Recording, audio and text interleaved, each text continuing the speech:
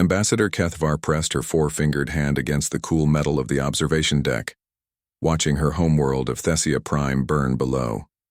Orange flames licked across the crystalline cities she had known since childhood, and the screams of her people echoed through the ship's communication array. "How long until the hegemony fleet arrives?" she asked, her voice barely a whisper. Captain Ulak's mandibles clicked nervously. 3 standard days, Ambassador. Maybe 4 if we're lucky. Kethvar closed her violet eyes. 3 days. The Vorkan swarm had taken 12 worlds in the past month, leaving nothing but ash and silence behind. Her people, peaceful traders and scholars, had never stood a chance against the biomechanical horrors that swept across the galaxy like a plague.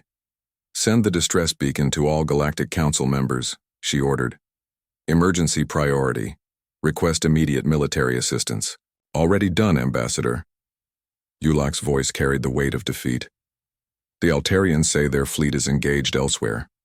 The Centauri Republic offers thoughts and prayers. The rest..." He trailed off. "The rest won't risk their necks for a dying world." Kethvar finished the thought that hung in the air like poison. She had spent decades building relationships across the galaxy, believing in the strength of their alliance. Now, when her people needed it most, that alliance crumbled like paper in a fire.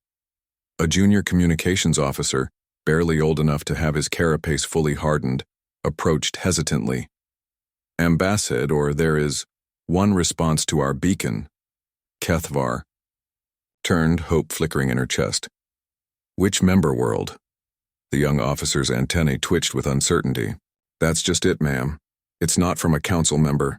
The response came from the Sol system." The bridge fell silent except for the hum of life support and the distant rumble of the engines. Kethvar felt her blood grow cold. "The Sol system?" Captain Ulak's mandibles clicked rapidly, a sign of extreme agitation. "But that's where the Deathworlders live." Everyone knew about Sol 3, though few spoke of it openly. The humans had been discovered only 50 standard years ago, emerging from a planet so hostile that Galactic Council scientists had initially classified it as uninhabitable. Extreme weather, violent geological activity, predators that hunted, in packs and an atmosphere that could strip the skin from most civilized species, and somehow, impossibly, it had spawned a species of apex predators that called themselves human. The Council had made contact carefully, cautiously. Humans were unsettling. They came from a world where everything tried to kill everything else, and it showed. They were aggressive, unpredictable, and had an alarming tendency to turn any situation into what they called a fight. Most civilized species avoided them. "What does their response say?" Kethvar asked, though part of her already dreaded the answer. The communications officer's voice shook as he read from his display. Message reads, "Distress call received. Help is on the way. Signed, Terran Defense Force." He paused. "There's also an attachment, Ambassador. Trajectory data for 14 vessels." 14? Captain Ulak's voice rose an octave.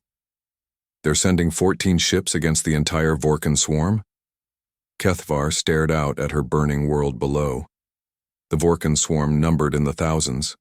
Biomechanical, monsters that absorbed the technology and biology of every species they conquered, growing stronger with each victory. 14 ships seemed like a cruel joke, but then she remembered something she had read in the classified council files about the humans, something that had made her close the document and not speak of it for months. Humans didn't just come from a death world. They had turned their death world into their weapon. "How long until the human fleet arrives?" she asked quietly. "According to their trajectory data, 18 hours, Ambassador. 18 hours. The Vorkan advanced scout ships would reach Thessia's orbital stations in 6. On the main viewer, another of Thessia Prime's crystal spires collapsed in a shower of prismatic light, taking 10,000 lives with it. Kethvar pressed her hand against the cold metal of the bulkhead and closed her eyes. She had asked for help. She might have doomed them all. Chapter 2. The pack arrives. The human fleet dropped out of hyperspace like predators emerging from tall grass. Kethvar had expected something like the sleek, elegant vessels of the Galactic Council, smooth lines and gleaming hulls that spoke of advanced civilization and peaceful intent.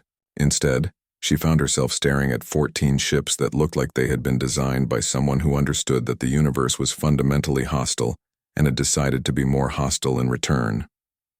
The flagship, if it could be called, that looked like a massive wedge of black metal bristling with weapon emplacements. Its hull was scarred and pitted, telling stories of battles fought and won. Running lights cast red shadows across its surface, giving it the appearance of something that had crawled up from the depths of hell itself.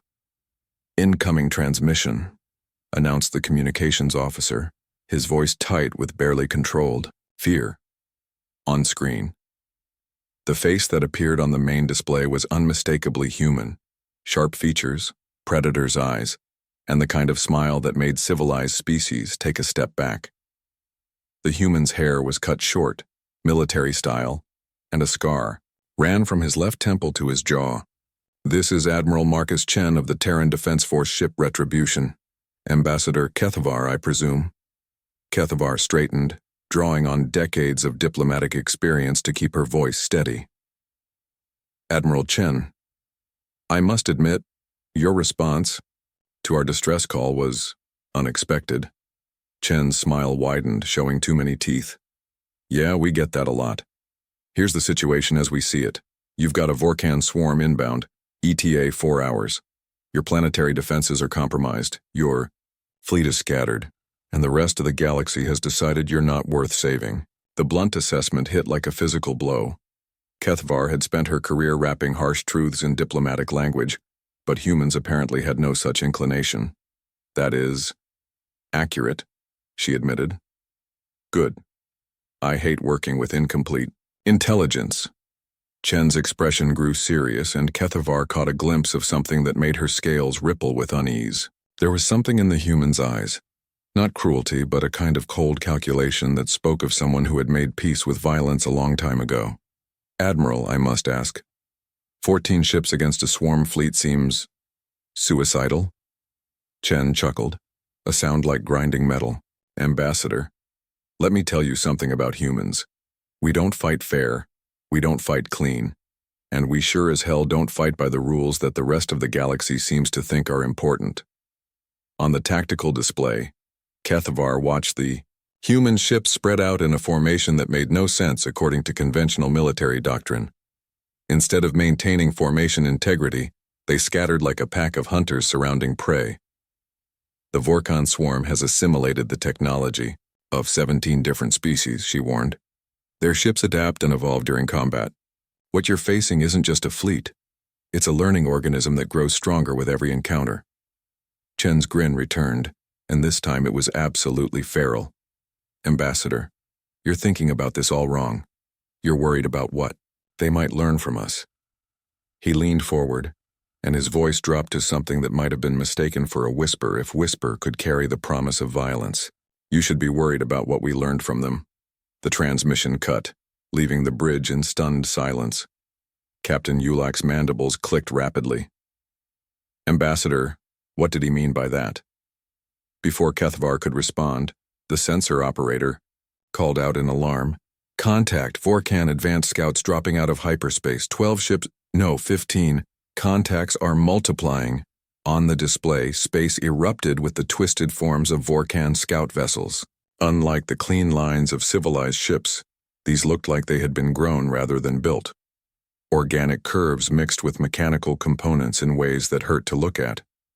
As they watched, the ships began to shift and change, adapting their configurations based on the threats they detected. "The scouts are transmitting data back to the main swarm," reported the tactical officer. "They're analyzing our defenses, our ship configurations, everything." Kethvar felt her hope die. This was how the Vorkan swarm worked.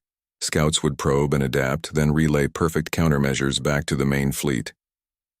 By the time the swarm arrived, they would be immune to anything Thessia could throw at them. But then the human ships moved, They didn't accelerate smoothly like civilized vessels. They erupted forward with a violent burst of energy that spoke of engines designed for raw power over efficiency. More disturbing still, they didn't move as a fleet. They moved as a pack. The lead human ship, Chen's Retribution, dove straight at the largest cluster of Vorkan scouts while the others scattered in seemingly random directions. It should have been suicide. One ship against 5 Vorkan vessels that were already adapting their weapons and defenses. Instead, it was a massacre. The Retribution opened fire with weapons that Kethavar didn't recognize. Not the clean energy beams of civilized warfare, but something that looked like concentrated violence made manifest. The Vorkan ships tried to adapt, their hulls shifting and flowing to counter the attack. It didn't matter. The human weapons tore through adaptive armor like it was tissue paper, sending Vorkan ships spinning away in pieces. But that wasn't the disturbing part. The disturbing part was that Chen's ship was broadcasting while it fired. "Analysis complete," came the Admiral's voice over the comm. "Vorkan Adaptive Matrix relies on real-time biomechanical adjustment. Adaptation rate approximately 3.7 seconds for energy weapons, 4.2 for kinetic." There was a pause filled with the sound of weapons fire. Countermeasure. Faster guns. On the display, the other human ships had completed their seemingly random positioning. Now Kethavar could see the trap. They had surrounded the remaining Vorkan scouts in a 3-dimensional cage of overlapping fire zones. What followed wasn't a battle. It was a dissection. The human ships fired in coordinated salvos, switching weapon types and frequencies faster than the Vorkan ships could adapt. Energy beams, kinetic rounds, something that looked like controlled plasma bursts, and other weapons that Kethavar couldn't identify. Each time a Vorkan ship began to adapt to one attack pattern, the humans switched to another. In less than 4 minutes, 15 Vorkan scout ships became expanding clouds of debris. The comm crackled back to life. "Scout force eliminated," Chen reported with the same tone he might use to announce the weather. "Minimal data transmission to main swarm achieved. They know we're here, but they don't know what we are." Kethavar stared at the debris field that had been a Vorkan scouting force. "Admiral." "How?" "Experience, Ambassador. See, the thing about humans is that we've been fighting each other for about as long as we've existed. We got very, very good at it. Then we started fighting everything else on our planet that wanted to kill us. We got even better. The display shifted to show long-range sensors. In the distance, space itself seemed to writhe as the main Vorkan swarm approached. Hundreds of ships of every size and configuration, a living fleet that had devoured worlds across the galaxy. "But here's the thing that makes us different from every other species you've met," Chen continued, his voice carrying across the void like a promise of violence. "Every other species in the galaxy learned to fight to survive. We learned to survive so we could fight." The human fleet reformed, but not in any defensive posture Kethavar recognized. Instead, they arranged themselves in a formation that looked almost eager. "The main swarm will be here in 3 hours, Chen announced. "I suggest you move your civilian vessels to minimum safe distance. This is about to get messy." As if summoned by his words, space around Thessia Prime erupted with hyperspace signatures. The Vorkan swarm had arrived, and they had brought hell with them. Chapter 3. What Deathworlders? The Vorkan swarm didn't arrive like a fleet. It manifested like a plague.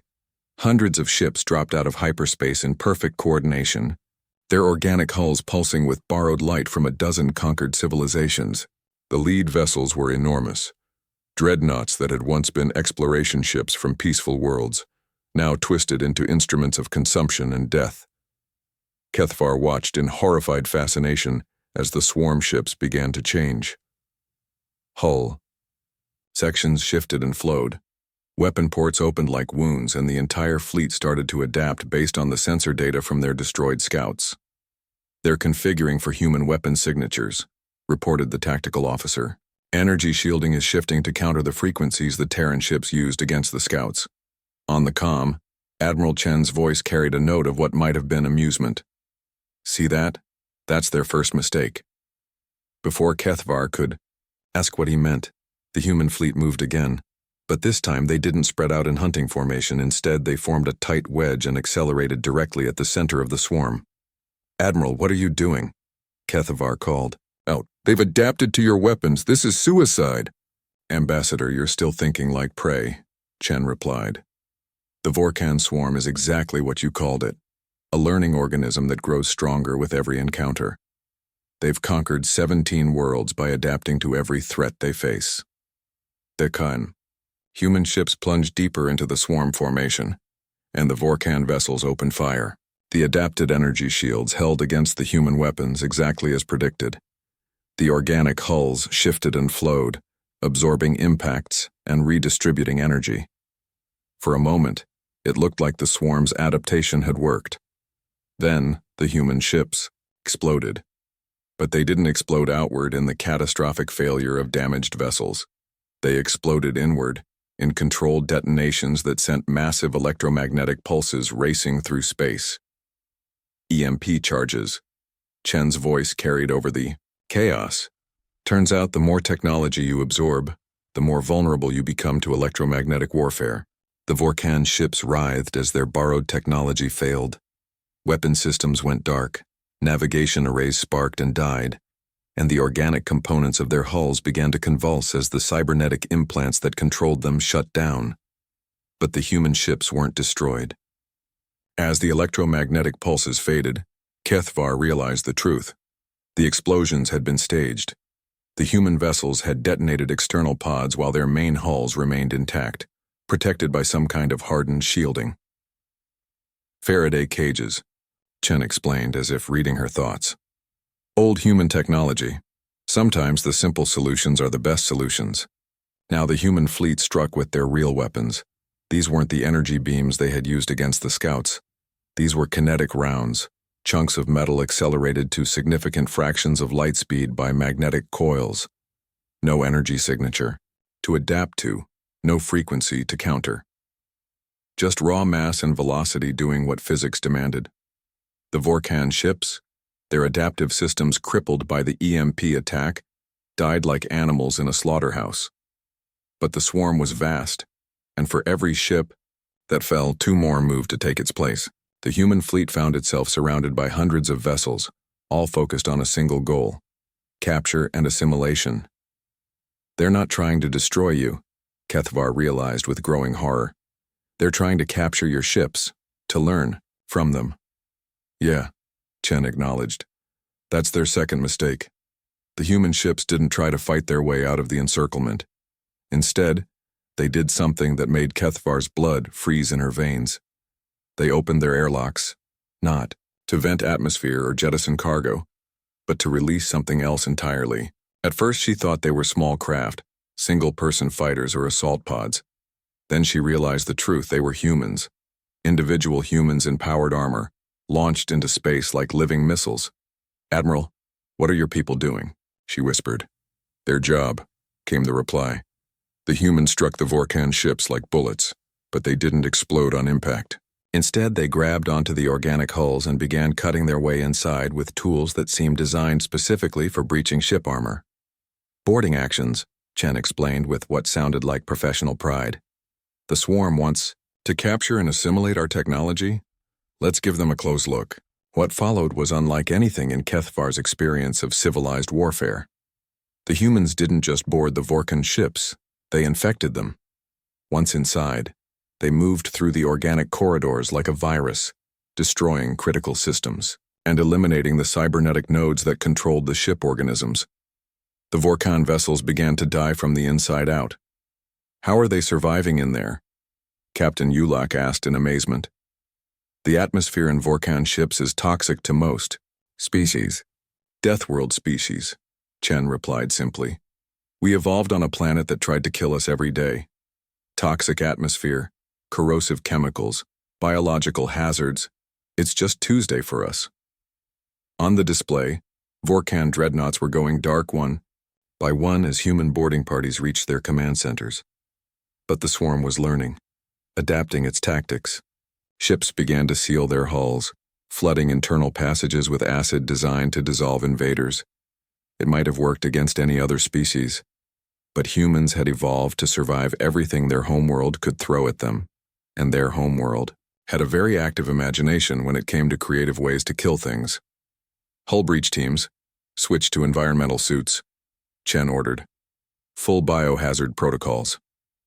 The boarding actions continued, but now the humans were prepared for chemical warfare, biological attacks, and even the Vorkan ship's attempts to cook them alive with superheated gases. Nothing worked. The thing you have to understand about humans, Chen's voice carried over the sounds of battle, is that we're not just apex predators. We're persistence hunters.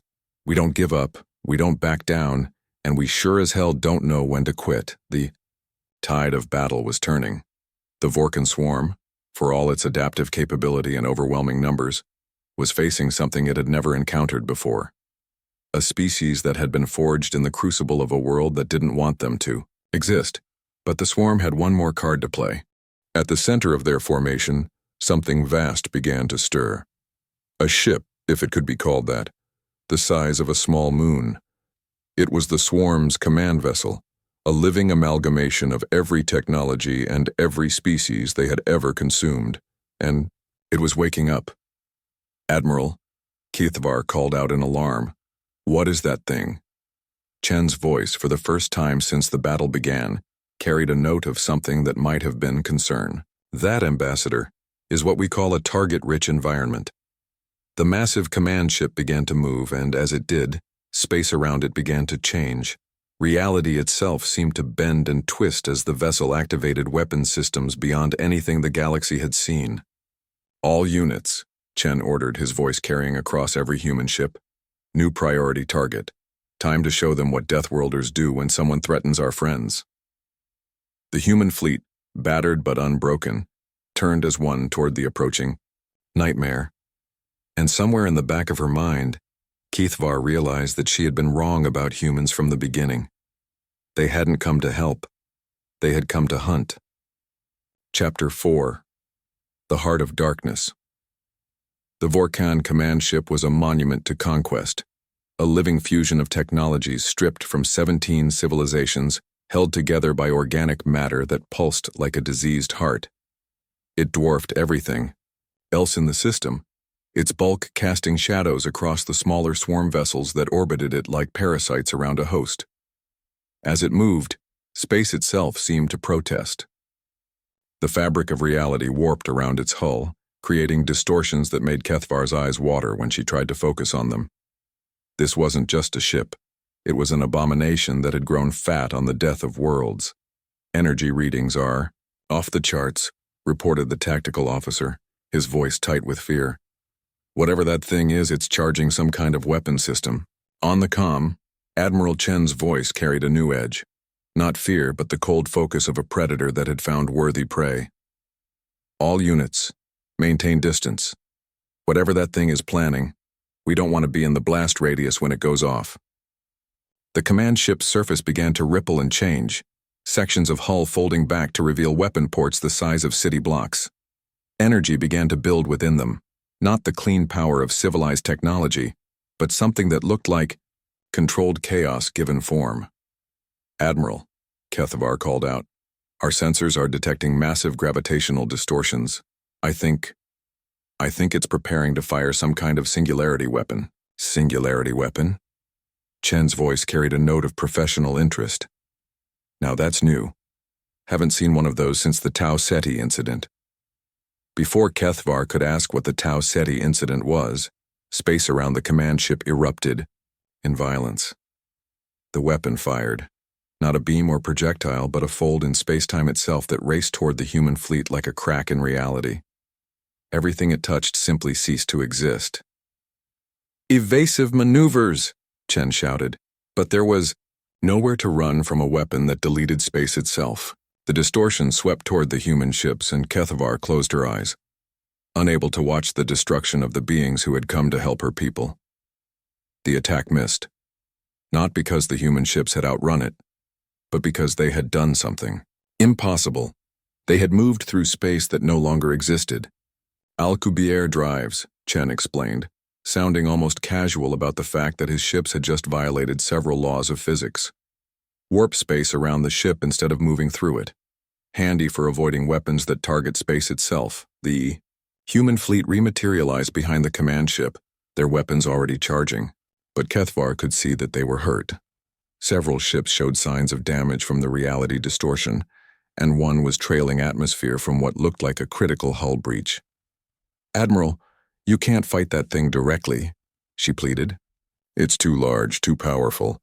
It has the combined technology of 17 civilizations." "Ambassador, you keep making the same mistake," Chen replied, and his voice carried something that might have been laughter. "You think having the technology of 17 civilizations makes it stronger." The human ships opened fire, but not with the weapons they had used before. These were different. Streams of what looked like pure energy that struck the command ship's hull and seemed to sink into it like water into sand. "What are you firing at it?" Kethvar asked. "Viruses," Chen replied. Simply, "What?" "Computer viruses, biological viruses, quantum viruses, every type of infectious agent we could think of. See, the thing about assimilating technology from 17 different civilizations is that you inherit all their vulnerabilities too." On the display, the command ship's surface began to change. Sections of hull started to flicker between different configurations as conflicting control systems fought for dominance. Weapon ports closed and opened randomly, and the gravitational distortions around the ship began to fluctuate wildly. "The beauty of viral warfare," Chen continued, "is that the more complex your system, the more ways it can break down. And that thing is the most complex system in the galaxy." But the swarm wasn't finished. As the command ship writhed in electronic agony, smaller vessels began to break away from it, not fleeing but attacking with desperate fury. They surrounded the human ships in overwhelming numbers, sacrificing themselves in waves to protect their wounded command vessel. "They're buying time for it to purge our viruses," Chen observed. "Smart, suicidal, but smart." The human fleet found itself fighting a desperate close-quarters battle against ships that threw themselves forward with no regard for their own survival. Energy beams and kinetic rounds filled space with deadly light, and the void between worlds became a killing field. One by one, the human ships began to take critical damage. "Admiral," called one of his captains over the comm, her voice strained with effort. "Retribution actual, this is the Wellington. We've lost main power and maneuvering. Hull breaches on decks 4 through 7. "Copy that, Wellington. Fall back."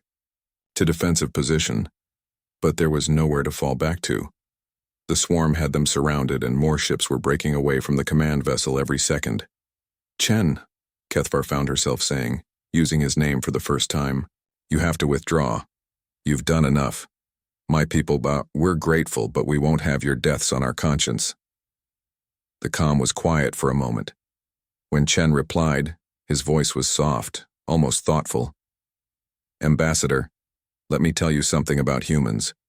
We have a saying, no one fights alone. It means that when someone calls for help, we answer. It doesn't matter if they're human or alien, civilized or primitive, friend or stranger. They called, so we came. Another human ship, the cruiser Indomitable, took a direct hit from a Vorkan dreadnought and began to spin away, trailing fire and debris. But there's another thing about humans," Chen continued, his voice growing harder. "We really don't like bullies." On the tactical display, something changed. The human fleet, which had been fighting defensively, suddenly shifted formation. Instead of trying to protect their damaged ships, they abandoned all defensive postures and threw themselves directly at the swarm. It should have been suicide. Instead, it was revelation. The human ships weren't just firing weapons anymore. They were ramming Vorkan vessels, using their own hulls as kinetic weapons.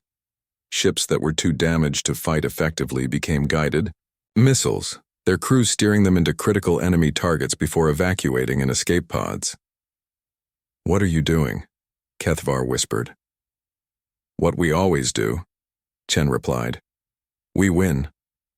The Retribution, Chen's flagship, plunged directly toward the command ship. Its hull was scarred and blackened. Its weapons were failing, and atmosphere was venting from a dozen breaches. By any reasonable standard, it was a dead ship. But humans, Kethvar was learning, didn't operate by reasonable standards. All crew, This is Admiral Chen. Abandon ship.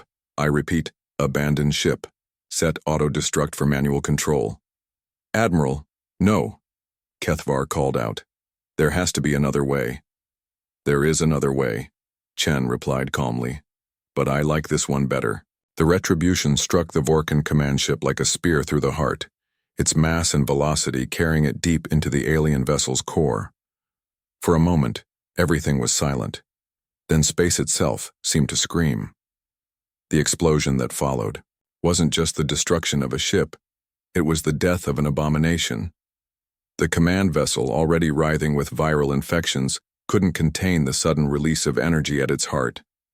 It began to collapse in on itself, its stolen technologies failing in cascade failure. The remaining swarm ships, cut off from their command structure, began to drift. Without the central intelligence to coordinate them, they were just individual vessels. Still dangerous, but no longer the unified organism that had terrorized the galaxy. This is Admiral Chen to all swarm vessels, came a familiar voice over the comm, and Kethvar felt her heart skip a beat. You have 10 minutes to withdraw from this system. After that, we hunt you down one by one. Chen, Kethvar whispered. How? Escape pod, came the reply, sounding slightly embarrassed. Turns out when you're planning to ram your ship into something, it's good to have an exit strategy. On the display, the swarm ships were already beginning to retreat, their formation dissolving as individual vessels fled into hyperspace. Without their command ship, they were no longer an organized threat, just scattered remnants of a broken fleet. The battle for Thessia Prime was over. But as Kethvar watched the human fleet regroup around their damaged vessels, she realized that something fundamental had changed in the galaxy. The Vorkan swarm had been the terror of civilized space for months, an unstoppable force that had conquered world after world, and 14 ships from a death world had broken them in less than 6 hours. Admiral, she said softly. Why? Why risk everything for people you barely know? Chen's reply came back immediately without hesitation. Because someone had to. Epilogue. What the Galaxy Learned 6. Months later, Ambassador Kethvar stood in the Great Assembly of the Galactic Council, addressing representatives from 300 worlds. The chamber was silent as she spoke, her words carrying to every corner of civilized space. The Vorkan swarm is no more, she announced. The scattered remnants have been hunted down by Joint Council Terran task forces. The 17 worlds they conquered are free, their populations liberated. Applause filled the chamber, but Kethvar wasn't finished. But this victory came at a cost that shames us all. When my world called for help, when billions of innocent lives hung in the balance, only one species answered. Not the mighty Altarians with their grand fleets, not the wise Centauri with their advanced technology, not the proud Andromedans with their warrior traditions. The applause died away, replaced by uncomfortable silence. The humans answered. The species we called primitive, the beings we avoided because they came from a world too harsh for civilized life. They came and they fought and they died for people they had never met. In the human delegation, Admiral Chen sat quietly, still bearing the scars from his ordeal aboard the escape pod. He had refused all offers of advanced medical treatment, claiming that scars tell stories, and this one's worth telling. The Galactic Council failed, Kethvar continued. We failed to protect our own members, we failed to stand against tyranny, and we failed to honor the principles we claimed to represent. But the humans succeeded where we failed, not because they were stronger or more advanced, but because they understood something we had forgotten. She paused, looking out over the assembled representatives. They understood that civilization isn't about having the most elegant ships or the most sophisticated technology. Civilization is about standing up for those who cannot stand up for themselves. It's about answering when someone calls for help, especially when it's dangerous to do so. The chamber remained silent, the weight of her words settling over them like a shroud. The humans have requested nothing from us. No territory, no trade concessions, no favored status. They saved 17 worlds and asked for nothing in return. They have, however, made one proposal. Kethvar activated a holographic display that showed the familiar blue-green marble of Earth, the death world that had spawned humanity. They proposed the formation of a new organization within the Council. Structure. They call it the Terran Response Fleet, a rapid response military force designed to answer distress calls from any member world, regardless of politics or species. Murmurs ran through the chamber. The implications were enormous. A military force that answered to no single government, dedicated solely to protecting the innocent. The humans would provide the core personnel and training, Kethvar continued, but they want volunteers from every member species. They say that the galaxy is too dangerous for any one world to face alone, and too precious for any one species to protect by themselves. She looked directly at Chen, who nodded slightly. They also say that there are more Deathworlders out there, species that have been forged by harsh worlds and hard choices. They want to find them, train them, and give them a purpose that matches their capabilities. The Altarian representative stood, his crystalline features reflecting the chamber's lights. And if we refuse? If we decide that we prefer the old ways? Chen rose from his seat and walked to the speaking platform. When he spoke, his voice carried the same calm certainty that had marked his communications during the battle for Thessia Prime. Then you refuse, he said simply. We won't force anyone to join, and we won't punish anyone for staying out. But the next time someone sends out a distress call, the next time innocent people are threatened by forces they can't fight alone. He paused, his scarred face serious. Well, we'll answer. Because that's what we do. He turned to address the full assembly. The universe is a dangerous place. There are things out there in the dark that make the Vorkan swarm look like a minor inconvenience. Sooner or later, you're going to need someone who knows how to fight the things that come crawling out of the void. His expression softened slightly, and for a moment he looked less like a warrior and more like what he truly was, a protector. When that day comes, you'll know where to find us. We'll be the ones standing between civilization and whatever wants to destroy it. Not because we have to, but because we choose to. The vote, when it came, was unanimous.